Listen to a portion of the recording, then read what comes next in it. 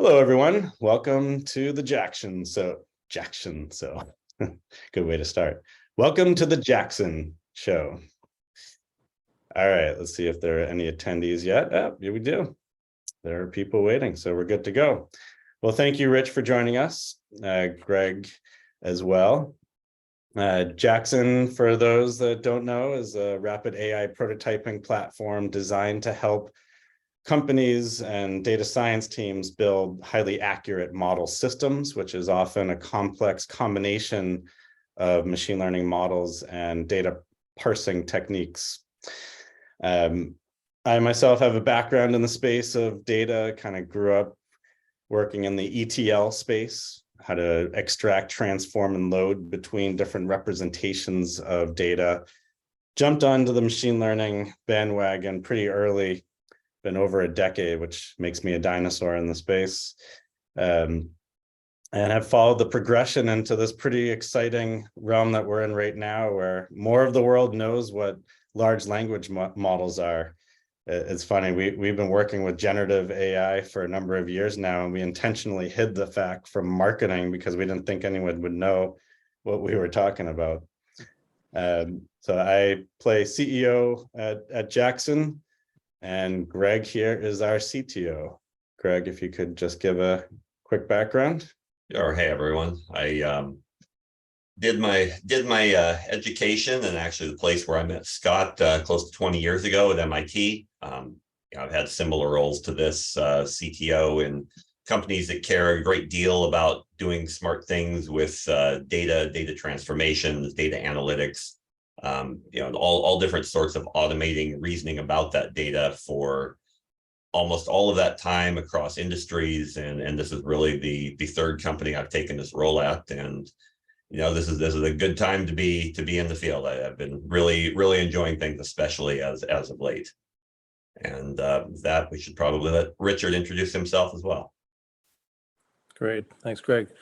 Yeah, Rich Bibens. I'm an advisor to the Jaxon team with some areas of focus like AI-enabled marketing and intent data. Some of the areas that, as Greg mentioned, there's a lot of buzz around AI and ML and how it can help practical applications. And so I'm sort of doing a lot of time advising folks on where they can leverage, whether it's generative AI or machine learning projects or some of the softwares that are starting to bring together those capabilities. I've been sort of a career chief operating officer and head of product for a few companies, most recently Demand Science, which is the leader in the demand generation services and data. So the ideas of having to create intent data out of all of the interactions that we have with our customers is something that we've built into some of the innovations at Demand Science, and now repackage that as intent data. Similarly at HC Pro, which was a private equity founded firm about 8-9 years ago, we started to bring some of the early AI advances to see where were their intent to purchase things online, whether it was pharma products or advertising that could reach certain patient or clinical audiences. We started to build that into the online platforms. And so now I'm doing a lot of the same for Jaxon, for marketing and sales clientele. And again, as Greg said, it's a great time to be doing all the above. All right, thank you for that. So it's a good segue in. Actually, just this morning, I was talking to someone that has a marketing and sales oriented use case. They have their own CRM data. They have their own, private lead generation data, but it's an insurance carrier, and they can't bring it to the cloud. They can't bring it to OpenAI. It's a very company-specific use case that they have. And so they want to use their data, they want to use it in a secure environment, but they want to leverage the large language models.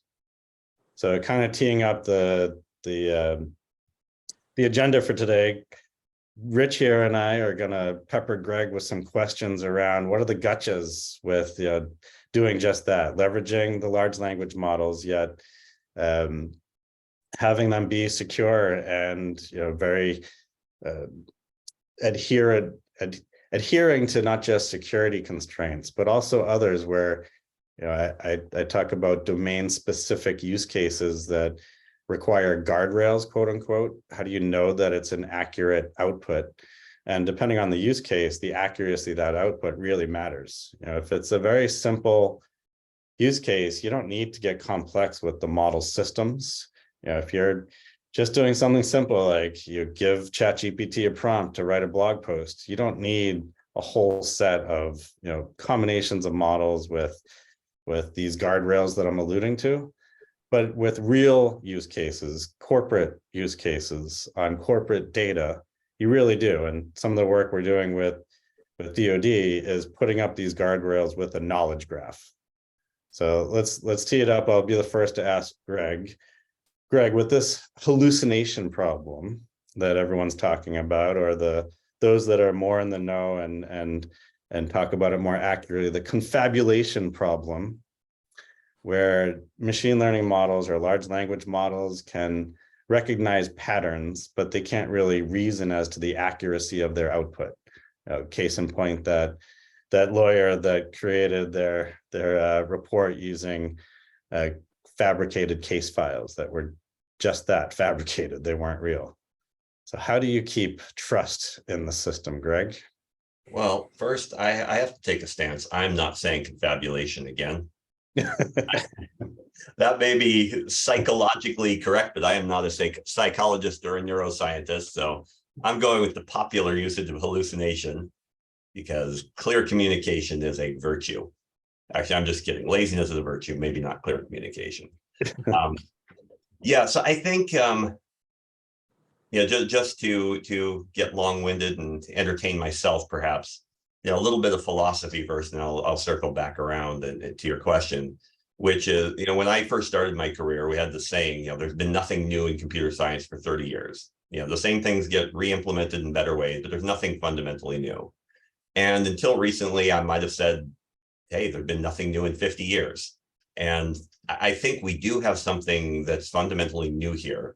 But I think where there's a big misunderstanding is exactly what that something new is.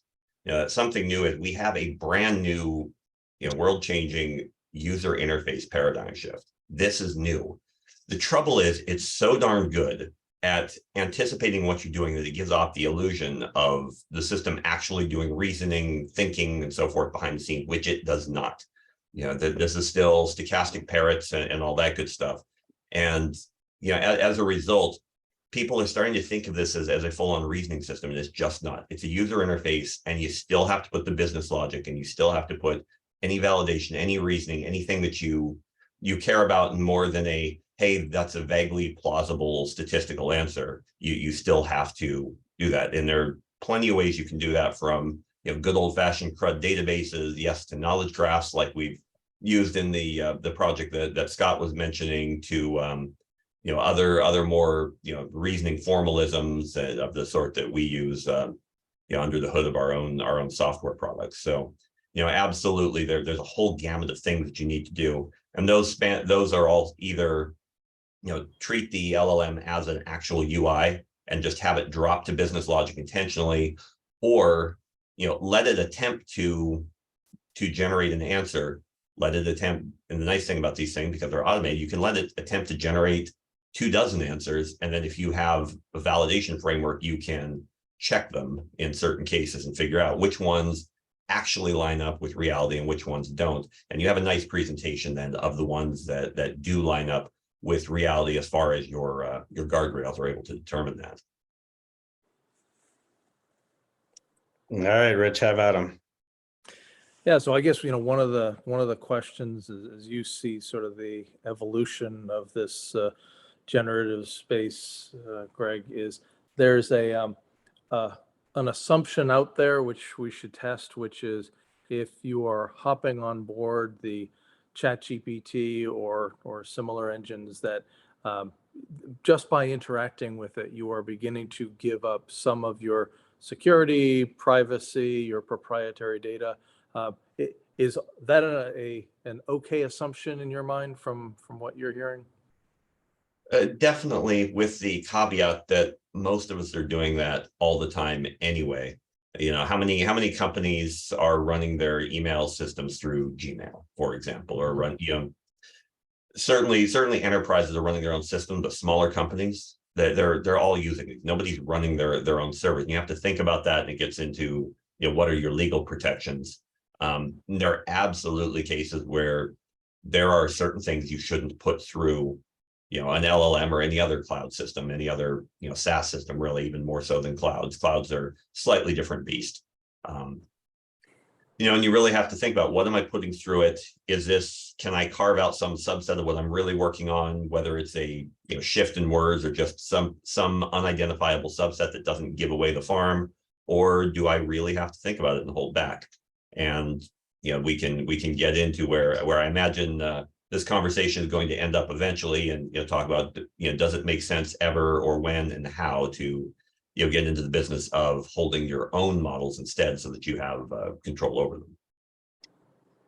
Yeah, and I would say that the related question in my mind is, for the number of prospects that we talk about who just won't put their data into the cloud. It's just, if it's not a dictum from the compliance organization, it's at least nobody wants to be the first to say, oh yeah, we shipped all that stuff up there and help train our competition in how to be a better insurance provider or whatnot.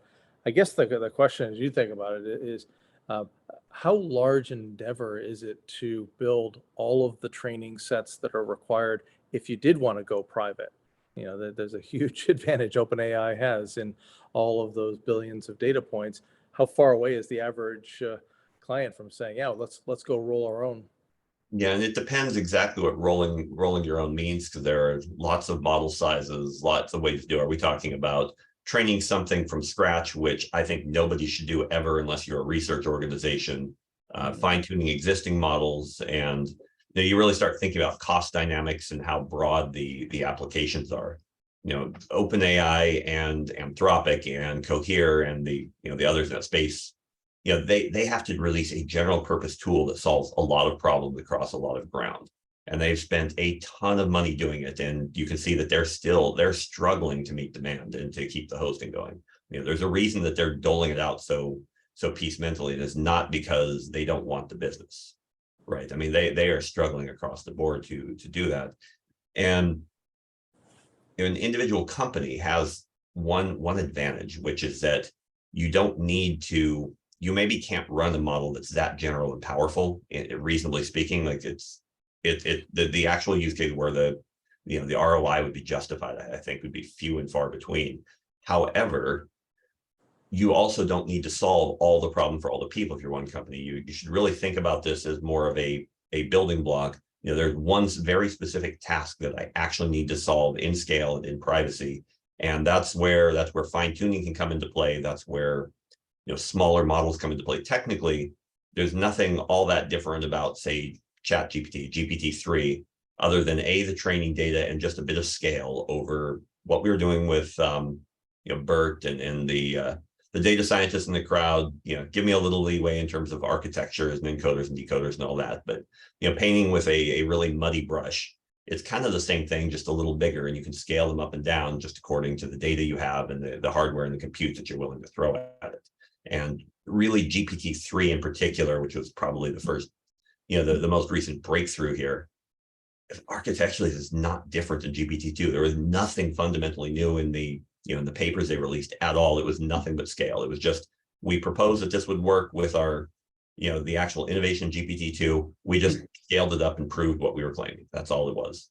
And it's worked beautifully, I mean, for sure. Yeah. All right, let's talk about Llama, or Yama, I guess it's supposed to be pronounced or said. I think it's a game changer. Llama 2 Llama tell you that? Yes. Llama 2 came out yesterday or the day before. It's freely open source. Companies can grab it and fine tune it and make it their own. What's your take on that versus what you just said, which is take a narrow slice, just create the solution for your given problem and lean on the cloud or, SaaS versions of the, the Claudes and Coheres and OpenAIs of the world, versus just doing it all yourself, build your own ChatGPT on-prem? I think it's pretty much the same thing. If you actually try with those Llama models, you'll find that the performance you actually get is not up to par with what you get with GPT-4, say, or Anthropic or any of those. You'll find that you get what you pay for, as it were. And if you had the wherewithal to run those at that scale, sure, you would get the same effects. But if that's not your company's primary business, you probably cannot possibly actually justify doing that. Just from a cost standpoint, TCO. Let's take my question and Rich's, kind of blend them together. A company has sensitive data they're not going to bring to a cloud or wherever, but they want to leverage cloud. So how can they have their cake and eat it too? It's all about API access, and in some of these cases, Claude is one example that I can bring up. Getting API access can be a little bit tricky.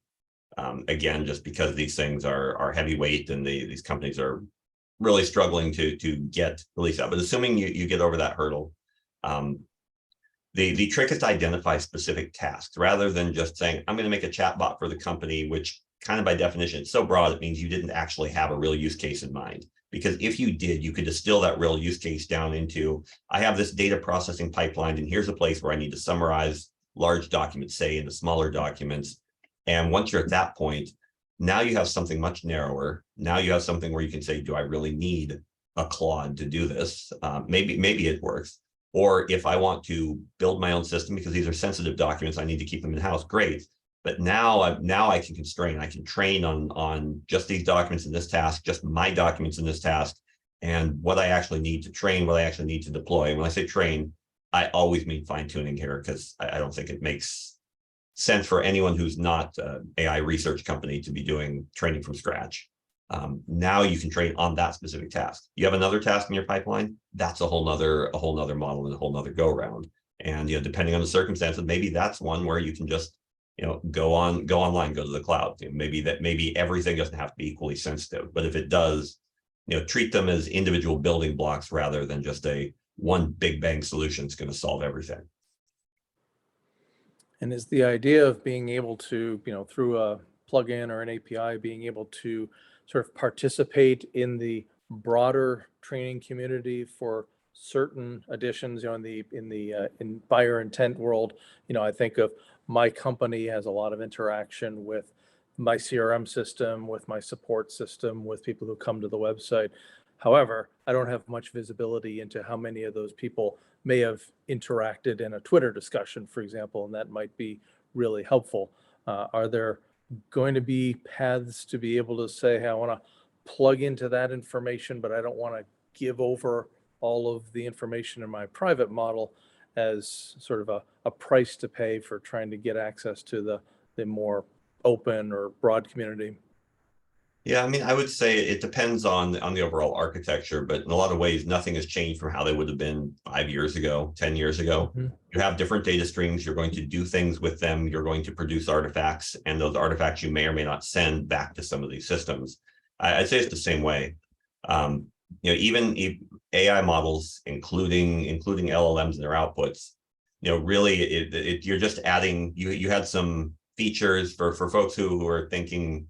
I'll use a different analogy. Rather than thinking like a machine learning engineer, I'll think like a data analyst. I have a spreadsheet with some data. I have some columns. If you think about it, all any machine learning model can do is add a new column. It can read the columns you have, and it can add a new one to your spreadsheet. It can add a new one to your spreadsheet. And then as far as, are you exposing information, the mechanics of how you got from the existing column to the new one are completely hidden as black box. Nobody knows, including you looking at your spreadsheet, if you don't happen to know how it was done. All you have to decide is what's in that brand new column something that is sensitive, beyond the level that the original data was sensitive or not, and then make your policy decisions based on that. Yeah, got it. Okay, good segue into actually a question from the crowd here. I'll sum it up by, how do you build and maintain this beast? Yeah, that's a good reason to not do it unless you really have to. Um, the the typical approach is you're going to start with a base model. The Hugging Face in particular has become a primary go-to spot for transformer models of all sorts. There are probably others out there, but by and large, the answer for this these days is just use Hugging Face. What you will get is you'll get all the pre-trained models. You have the hub of all those pre-trained weights. That's the first part you need. You're also going to need the data that you want to pre-train it on, which is not just the raw data, but you also have to think about the formatting vis-a-vis the task you're training it for. Training it to be a summarizer is different than training this thing to classify documents, and that's different again from there's open-ended just text generation like we got with the original GPT-3. This is just sort of a vanilla language model. And then the real breakthrough they made with ChatGPT was it wasn't so much that the model was a little bit newer and bigger, though it was that they were able to constrain via fine-tuning at massive scale that generated text, so it started to become more of get a conversational look and feel to it. So you have to think about that task as well, and the data prep is actually a huge part of this. Having all that in place, you can then you throw this depending on the size of your model. This could be one machine, this could be a whole cluster of them with the biggest GPUs you can find that will fit, that are still or rather the smallest ones you can find that will fit your model. And again, the size of your model in GPU RAM, which is a big limiting factor, is really one of the main factors that affect how powerful it'll be and what it can do. And so the trick then is to you do all that, you train it, you have your model weights, and now you're half done. And then of course you have to figure out how is it that you're going to host this thing. And hosting it's certainly lighter weight to host it and do a single inference than it was to train it, but you have to think about scale. You train it once and you may be hitting it, you may be peppering it constantly, repeatedly with web-sized user base, or this may be something that your internal folks use once a week. So you have to think about that in terms of how broadly do you scale it, and you have to think about what hardware can you reasonably get and pay in terms of training and fine-tuning it, and kind of couple that with what performance do you need. And there's no point in training a huge by self-training standards, say 100 million parameter model if you can get away with something that was 700 million parameters. I mean, pick the smallest one and still get the job done you need at the degree of accuracy that you need before you start getting into the area of diminishing returns. And I think back to your earlier point, I think the other part of this is depending on what specific problem you're trying to solve, then it may turn out that it's just another technology project in the organization. Obviously, generative is kind of feeding a whole lot of the interest and excitement, but at the end of the day, a chain vector database could be just a fine answer if you need to find things out of your documents and detect some signals in there. And now you're saying, well, go into those projects carefully before you spend real money on them. Yeah, absolutely. It is at the end of the day, this is still just software engineering. There's a new crop of tools, but it's still just software engineering. One other thing that hasn't come up yet, but I think is worth mentioning while we're here, is that there's one other good reason to go with your own models versus the cloud model, which is that the cloud models are subject to change on you, sometimes very quietly, and the performance will change. There are plenty of rumors all the time where people are whining, hey, GPT-4 is not as smart as it used to be, ChatGPT is not as smart as it used to be. And occasionally the clouds, OpenAI will do this, will release fixed versions of them, but they're always time limited. That fixed version might exist, but it's only going to be good for 3 months and then it goes away. And if you're using the mainline versions, they quietly change. You don't even know when they changed. And maybe that doesn't matter. For them, that they've probably done it because they think over the broad spectrum of all their uses, it'll improve things. That doesn't mean it's improving things for your use case, and you might want stability. In fact, there was just has come to mind, there was a paper I was just looking at yesterday, combo effort by Stanford and Berkeley, and there's something if you get the cross bay rivals working together, that we're looking at these and just showing, that there are shifts, and they've come up with a benchmark where they are measuring the shifts in capabilities of these models over time. And there are absolutely cases where they were looking at GPT-4 and charting out certain numerical computations. It's gone from doing very well to suddenly doing very poorly on that one slice of things. I'm sure it probably performed better on an overall benchmark, internally at OpenAI, but the particular narrow benchmarks they were looking at, it actually degraded. So you have to keep that in mind as well, that you're trusting somebody else to maintain a system, and there is no guarantee of stability. Very good point. Totally agree there. All right, so we've talked a lot about security. I'd like to shift into what I keep hearing people say, and what we're doing with a number of our customers is marry in some type of reference knowledge base, form of a knowledge graph, vector database, what have you, but some kind of repository that pools all of the relevant data, can make some sense of it, but also can work with the large language models to help alleviate the hallucination problem. Can you give us a little bit more substance to that message, or that line of thinking? Sure. I would think of it more as, something like a knowledge graph is actually used for explainable reasoning. There's a chain of thought, there are formal connections. It's not just probabilistic, although there are probabilistic knowledge graphs, but I'm going to avoid going too deep down the rabbit hole. What's interesting about that is that we actually get back to part of our earlier conversation. The trick is not how do you interact with the knowledge graph. Doing something like turning natural language into a cipher query or something is relatively straightforward thing for LLMs.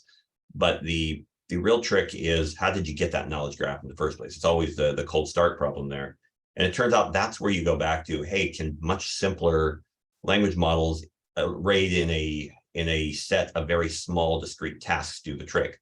For example, rather than just go from corpus to graph, what I might want to do is, let me extract just a few nodes, one property at a time. This may be a business of running a series of simple named entity recognition, or just entity extraction models.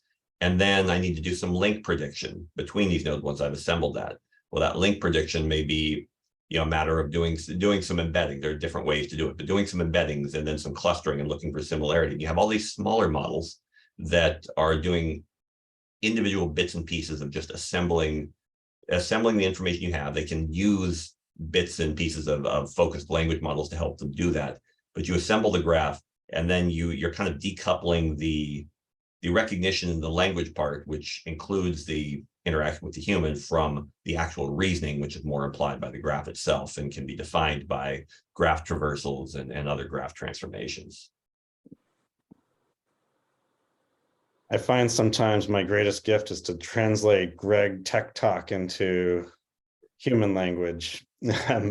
One thing, I'm not insulting, that was a very good spiel right there. I liked it. So I want to try to translate. You're a very good language model.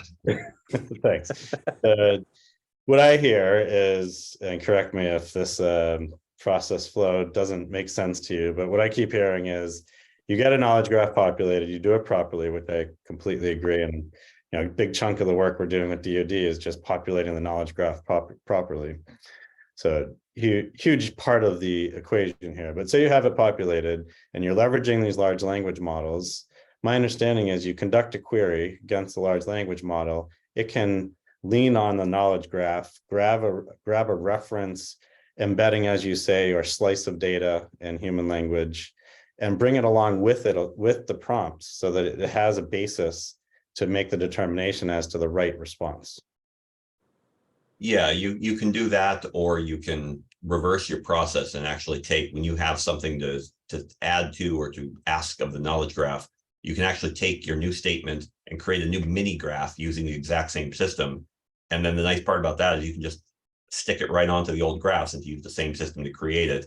And then anything that would be connected to it, for example, is already connected to it, and you can just pull that on back, and you can see exactly why, via following those connections, why it gives you one answer versus another.